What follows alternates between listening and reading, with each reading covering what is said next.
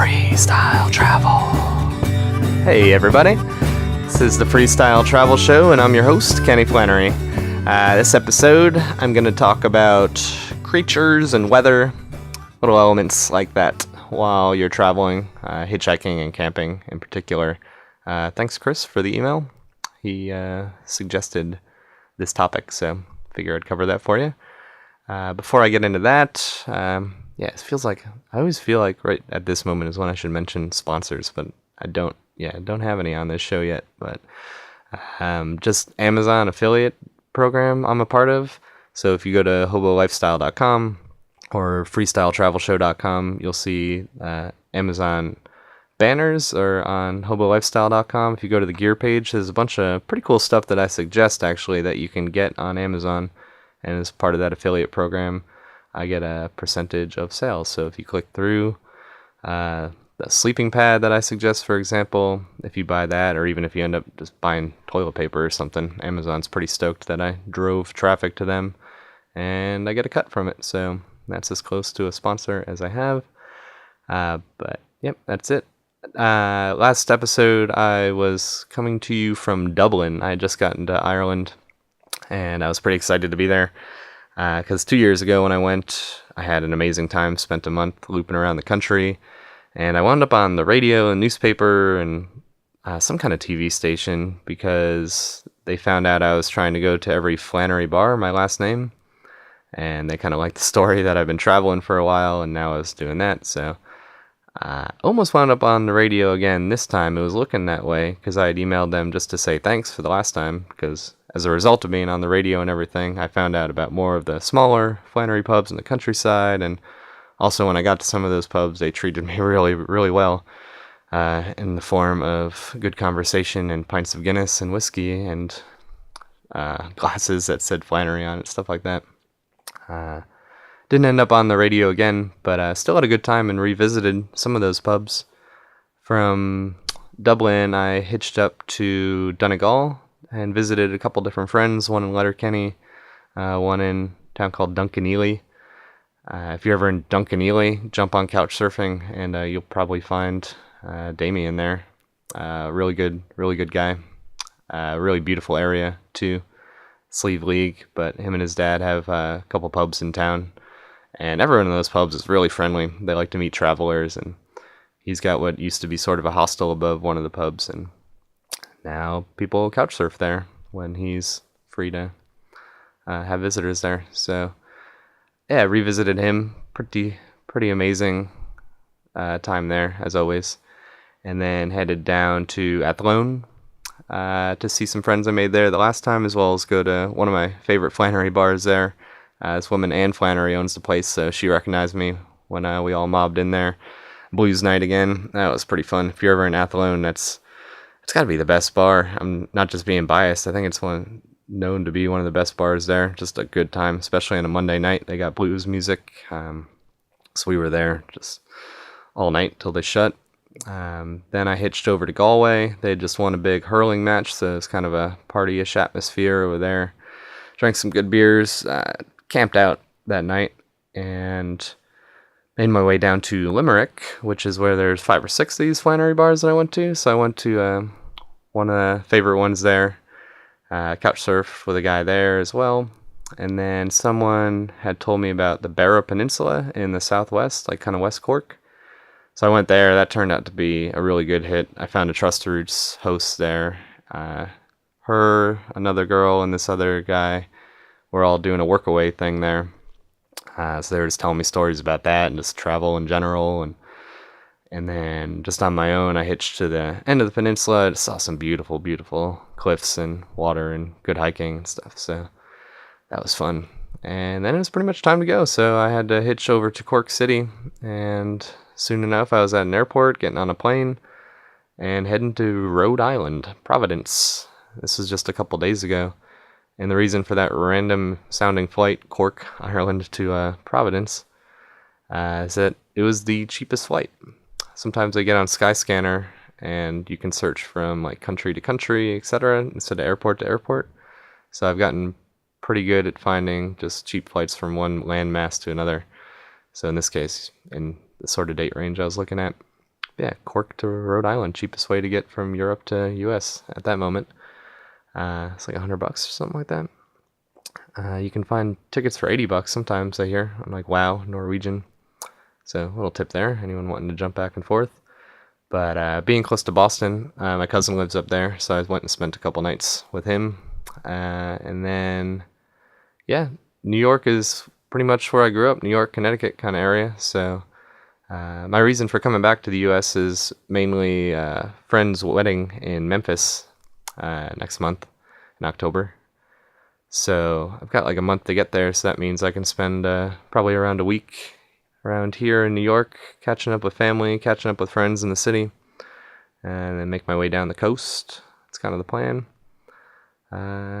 Yeah, it should be a pretty good month.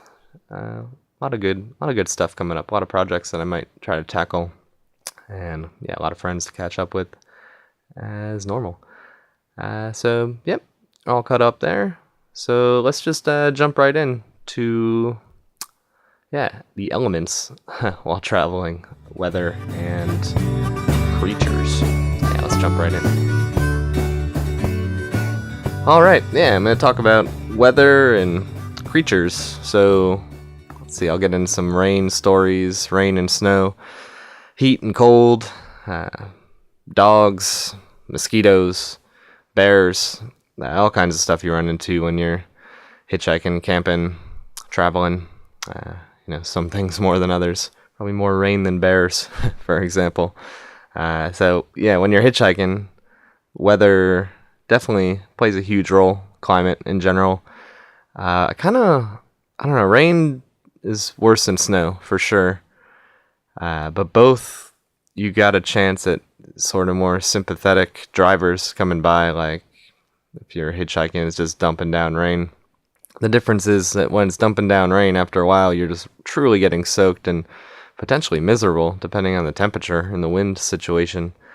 And there's a fine line between people that might be more willing to pick you up because it's raining and you're wet, and they can sense how, undesirable that is, versus now you're just not only a hitchhiker, but you're a soaking wet one that they might not want in their car. So it is kind of a fine line. Yeah, like I was just in Ireland and it rained quite a bit, but it was always just like this misty little rain. It never but a couple times like really, really dumped, and even then it was short, which is kind of perfect. I kind of like that. I got a rain jacket, so I'm not really getting wet to my core or anything, but you still get the benefit of maybe those more sympathetic rides. So generally, like rain like that, not a big deal. But when it is just dumping all day, it can be kind of miserable. So obviously, from a gear point of view, it's important to have a good rain jacket, and depending on your backpack, like a pack cover, you just don't want all your stuff soaked, especially not like your sleeping bag or anything like that if it's going to be cold. So keep that in mind. But yeah, you might have to retreat to a gas station or into a diner if it's truly just really dumping out there, and then you're just asking people for rides, that kind of thing. The snow, on the other hand, I love it because it always feels a little bit warmer when it's snowing, like versus not on the same day. I don't know what that's about, but yeah, obviously if it's snowing, it is going to be colder than a summer day. But if you got the right gear, that's not so bad. And the good thing about the snow is you're not getting soaked generally. You might get a lot of snow on you and then get in a car and it warms up and gets you wet, but generally you're not getting wet, but you still will get those sympathetic rides from people like, oh my God, you're hitchhiking in the middle of winter, it's snowing on you, it's crazy out there. And you're like, oh yeah, big time. Let me in. So yeah, I kind of like the snow. I've always liked the snow just from being a kid and everything else. So I welcome it as long as the roads aren't getting too icy, because then, you're not hitchhiking. Nobody's driving anywhere, really. If the roads get too bad. One time I was in Texas, and that big snowstorm hit. I was just northwest of Dallas, and that's kind of what happened. The roads weren't fully shut down, but definitely some trucks were getting off the road just to play it safe. And I couldn't actually stand on the side of the road because the snowplows had come and the snowbanks were so high, so there was nowhere to really stand. And it would have been somewhat difficult for some cars to pull over just because they kind of had to keep their momentum. So I was sort of stuck in a diner. I just had to hang out in this diner because it was too cold to even really hang outside in general. So I just kind of had to wait in the diner and hope that someone would come in and could maybe get a ride. Befriended the waitress. She was really cool, just getting me free cups of coffee and then doing a lot of the asking for me. People would come in and she would either already know them if they're truck drivers, or she would just, obviously she's engaging with the customers, so she would sort of say, hey, this guy's going to, well, I was going to like California at the time, but that direction. So eventually that kind of worked out. I got a ride from a sheriff actually to the next town later that night. But snow, it can be pretty extreme. It can slow you down. But in that case, it actually worked too, because the next day when I got going, because the sheriff had dropped me up a city up, and then the next day I ended up getting a ride from a guy whose flight had been canceled out of Dallas. He was going to Vegas for a bachelor party, and because his flight got canceled, he just rented a car, and he needed to be there in a hurry. Obviously, he didn't want to miss all the fun, and it was beneficial for him to have me in the car to keep him up, because he just wanted to drive straight. So the same storm that slowed me down in the diner and everything, in a roundabout way, it caused him to rent this car and then see me and pick me up. So yeah, in the long run, that storm worked out pretty well for me. But yeah, that's snow. Weather-wise, there'll be some other freak stuff. Like I've been caught in really windy dust storm kind of situations. I'm remembering one, I think it was in West Virginia.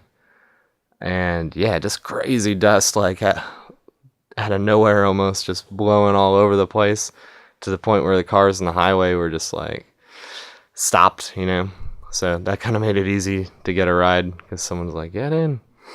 There's another sort of windy, I don't know what I would call it, but yeah, just a ton of wind and rain just all at once, blowing cones all over the road. This was definitely in West Virginia, this story. And this truck, or pickup truck, they stopped for me. And later they told me they never would have picked me up normally, like if it was just a beautiful day or something. But it was just because of this storm that they saw me just standing there kind of in the middle of nowhere, decided to give me a ride. They actually took me in for the night, went to their vacation-y kind of spot where there were a bunch of trailers where they were going. Some of them had flipped over. Like, it was a pretty serious mini storm, quick storm. Power had gone out. And later, after we'd been drinking that night, they told me they even had a gun pointed at me, like while they were driving, just because picking up hitchhikers is not a normal thing they would have done. So glad we didn't hit any speed bumps or anything like that, but made it through. They're really nice. Still kind of in touch with them, actually. So the weather kind of goes both ways. It can screw you over, but then it gets people who normally wouldn't do that for you. I mean, it's like with anything. In Florida, I used to live in hurricanes, and like the days after, everyone would always kind of come together. People always come together when there's disasters or little events like that. So it kind of works out.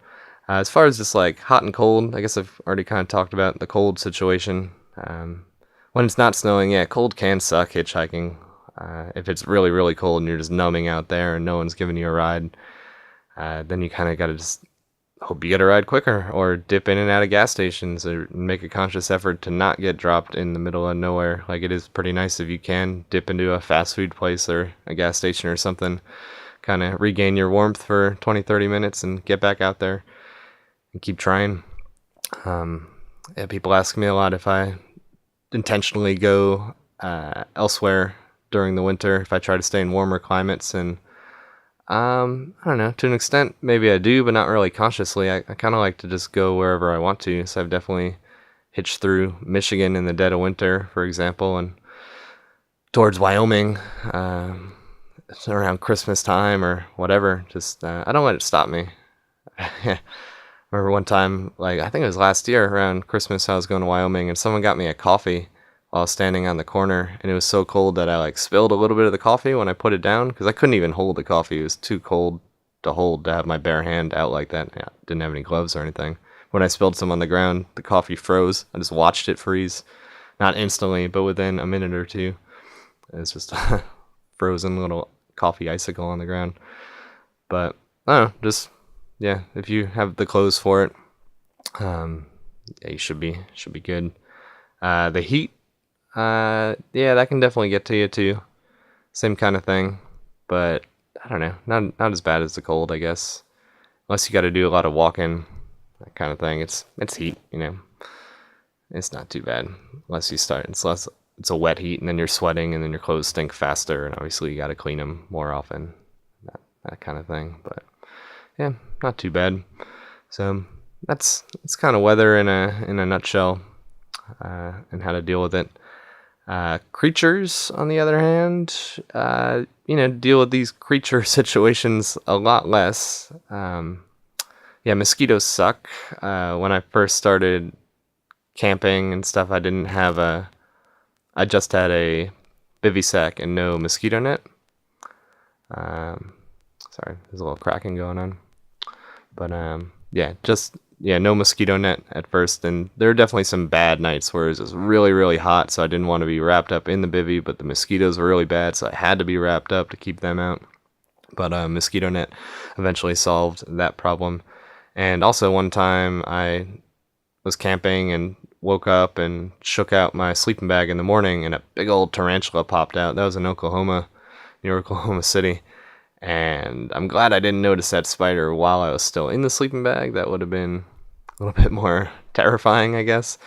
But yeah, again, the mosquito net solves that problem. I even had some kind of creature in my ear once. Like, I think it was in France somewhere, like camped near a gas station or a road stop kind of place. And such a weird feeling. I just felt something like in my ear and then crawl, and then it was moving around. It kind of felt wet, and I just couldn't get it out. There's no way to do it, so I had to wait for this, it was like a caterpillar kind of thing, centipede sort of thing.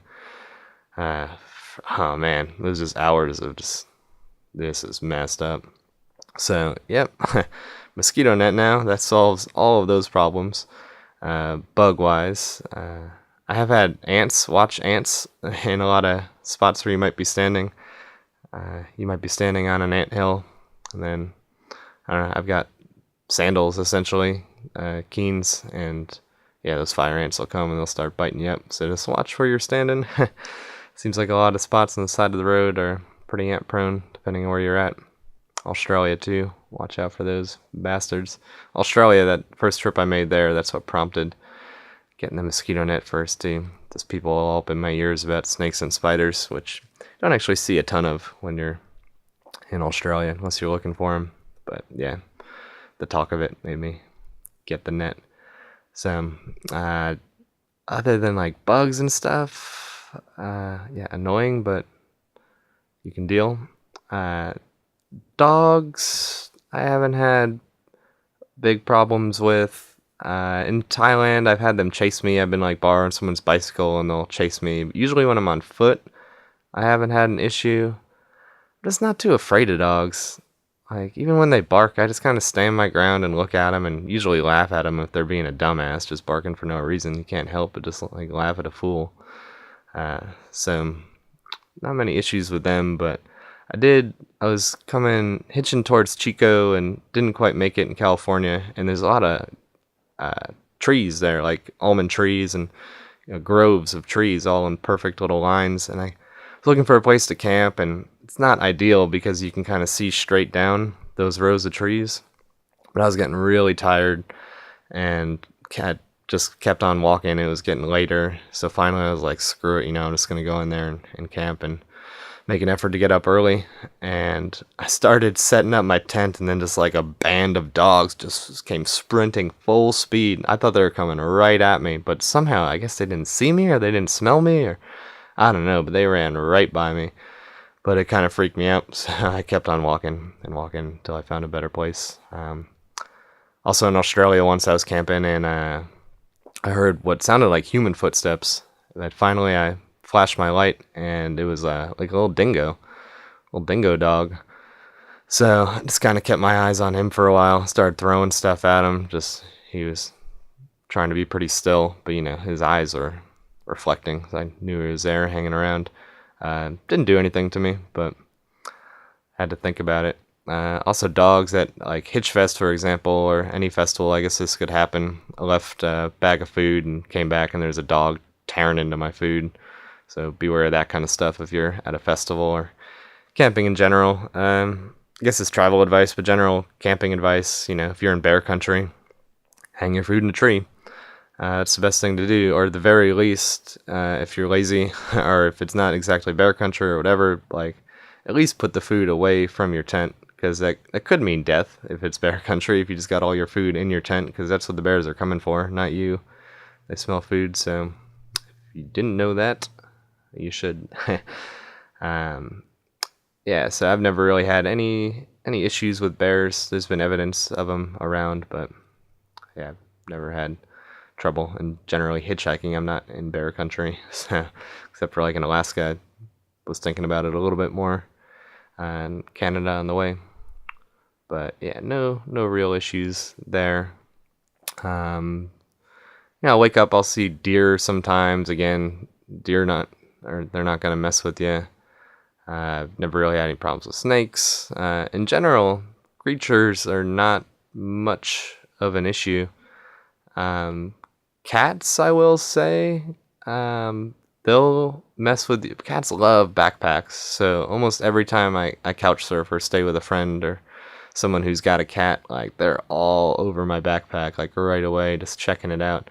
Which is kind of, it's just funny. It's funny to watch, but they got sharp claws, so just mind that. Keep that in mind, like, especially, if you got pack cover on or something waterproof, you don't want them just, like, clawing through rain gear, obviously. You really don't want them clawing through anything, you don't want holes in your shirts or your bag in general. So just kind of, that one's, like, a little bit tougher to prevent, I guess, without, like, I don't know, just push the cat away or something. And then maybe keep your bag somewhere in a closet when you stay with someone with a cat, maybe. That can be the best thing, or keep the door closed if that's an option when you go, just so they're not totally messing with it. Most cats, they want to just, like, give it a once over when you first get there. It's not like they're there to destroy your pack, but yeah, definitely something to think of. Yeah, that's about it for creatures. Yeah, cows. I used to get paranoid. Cows, like, I don't have a cow story, but I think of them sometimes when I'm stealth camping. I just don't want to jump behind a fence and find out that I'm, like, in cow territory, especially because I'm in a bivy sack. I don't want them to accidentally come over and stomp on me or something. Yeah, gators I think about, but it's never been an issue. Just a weird paranoia if I'm in Florida or somewhere. I'm ideally not camping near a swamp or something, or screwing around looking for a stealth camp near a watery area. But like I said, it's all paranoia based. I've never had any personal issues with gators or anything. Yeah, it's been pretty free and clear of the gator bites. So yeah, I think that covers all that pretty well. Chris or anyone else, if you want to send me a message, I can cover more ground on that. But yeah, I think that should be pretty good. Maybe I'll throw poison ivy into this whole mix just for kicks. Avoid it. That's general camping advice. But yeah, that is it. Cool. I hope you guys like that. Weather, my take on creatures and all that stuff. How it's, how you're affected or not so affected by that kind of thing. Like I said, from here I'm going to be going down to New York into the city for a little bit, catching up with a friend. Hopefully I'll get him in front of the microphone too, do an episode with him. I don't know how travel focused it'll be, but yeah, it's one of my best friends, so got to get him on the air, right? It's a must. That'll be pretty fun. He's actually the one who did the music, Cali, that song that's playing at the start of every episode on this show. So that'll be good. And then, yeah, heading down the coast, North Carolina, see some family there, Mississippi, and then eventually, yeah, that wedding in Memphis. So I'll squeeze a few episodes in the mix of all that, and we'll go from there. So, yeah. Find me here, find me there, find me everywhere. Freestyle Travel Show, Hobo Lifestyle. And I will see you down the road. With all my shit straight, I'll get my big red.